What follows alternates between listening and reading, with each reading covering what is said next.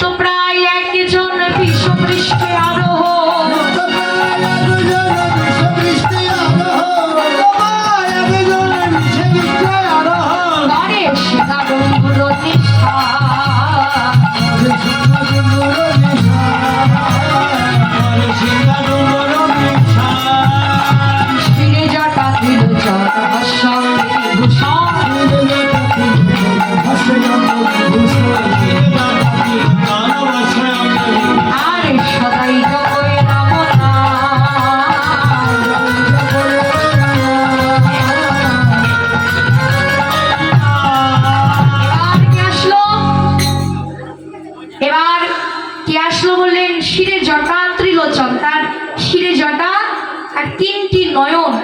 শিরে জটা ত্রিলোচন ভস্য অঙ্গে বিভূষণ সদাই জপে রাম নাম রাম নামে জপে মা হরি বল হরি বল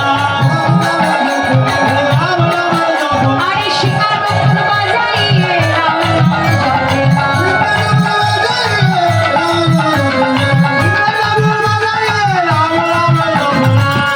শিকার বাজিয়ে রাম নাম জপ করতে করতে আসলো। ও মায়েরা বলুন তো কি আসলো এবার? বলুন একটু জোরে বলুন।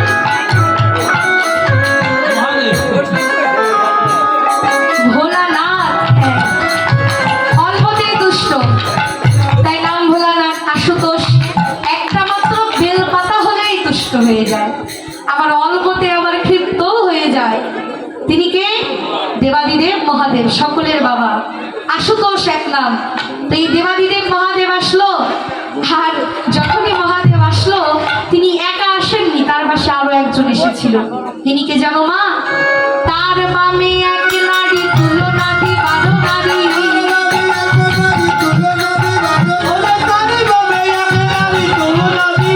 আর রূপে অন্ধকার নাশ করে, সত্যকান্তি শশী ভালে শোভে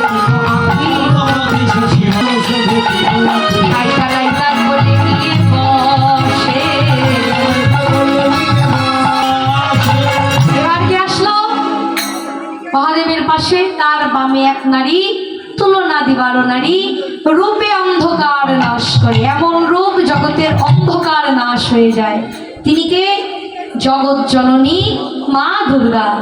আর তিনি যখন আসে ভাই কানাই তার কোলে গিয়ে বসে, সেই মা কোলে লয়ে গিরি ধরে, ননি খাওয়ায় 10 করে, কতই ননি খায় তার কোলে। মা আরে তুমি তো গোপালকে মাত্র 2 হাতে নবনী দাও। বলি 2 হাতে নবনী দিয়ে বলো মা তুমি কি সে গৌরব করো,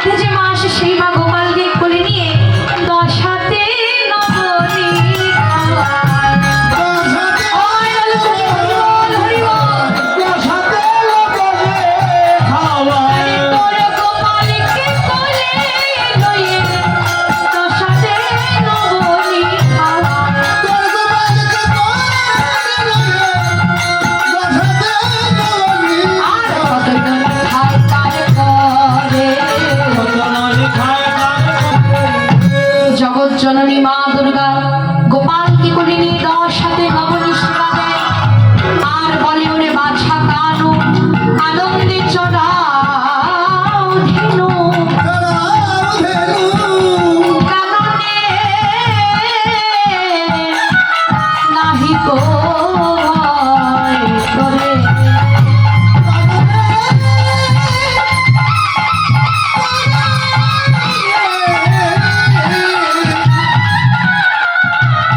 Here we go.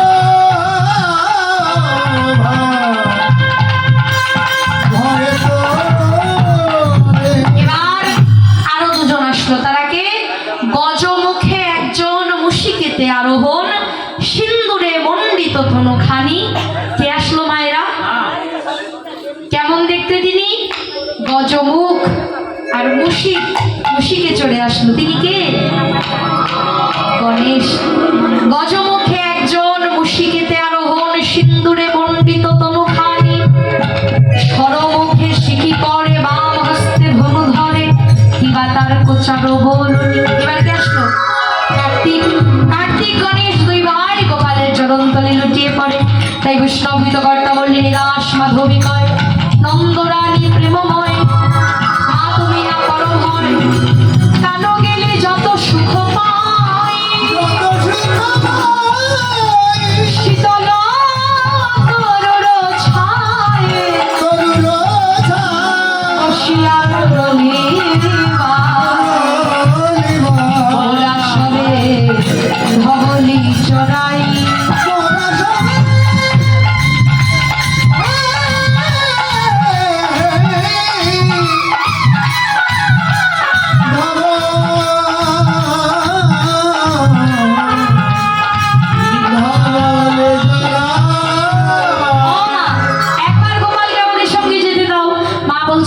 গোপালকে যেতে দেব না, কারণ গোপাল দণ্ডে 10 বার খায়। এক দণ্ড সমান কতক্ষণ? এক দণ্ডে 24 মিনিট। 24 মিনিটে খায় 10 বার। তাহলে 24 মিনিটে যদি 10 বার খায়, তাহলে কতক্ষণ পর পর খেতে হয়? হরিবল। আমরা গোপালকে সেবা দিই কয়বার? মাত্র 8 বার। কিন্তু সেটা মন্দিরে হয়, বাড়িতে একবার পেলেও পেতে পারে গোপাল সেবা, নাও পেতে পারে।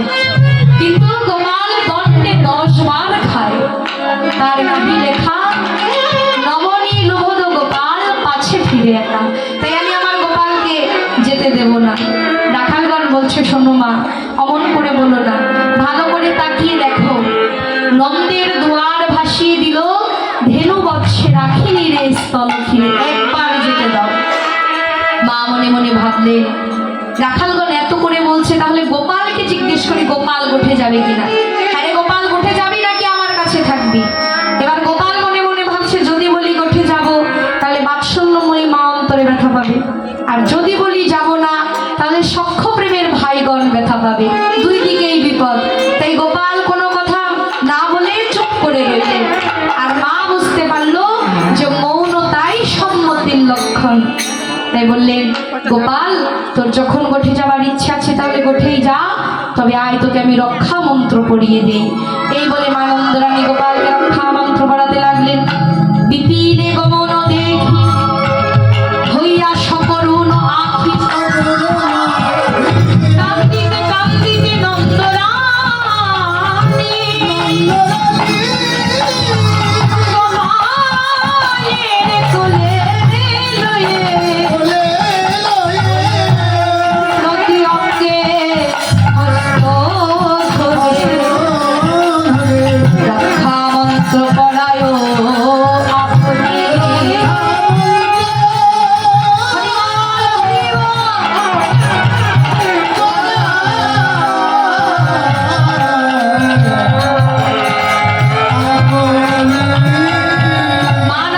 গোপালের কোলে কোনো মা যদি তার সন্তানকে ঘর থেকে বের হবার সময় এই রক্ষা মন্ত্র পাঠ করে তাকে যদি ঘর থেকে বের করে, তাহলে সেই সন্তানের সমস্ত অমঙ্গল দূর হয়ে যায়। কি রক্ষা মন্ত্র? এই দুখানি রাখা পায় ব্রহ্মা রাখিবেন তাই, যার রক্ষা করুন দেবগণ, কোটি দট সুজট রক্ষা করুন যজ্ঞেশ্বর, হৃদয় রাখুন নারায়ণ, ভুজ যুগ রক্ষাঙ্কুলি রক্ষা করুন বলমালী,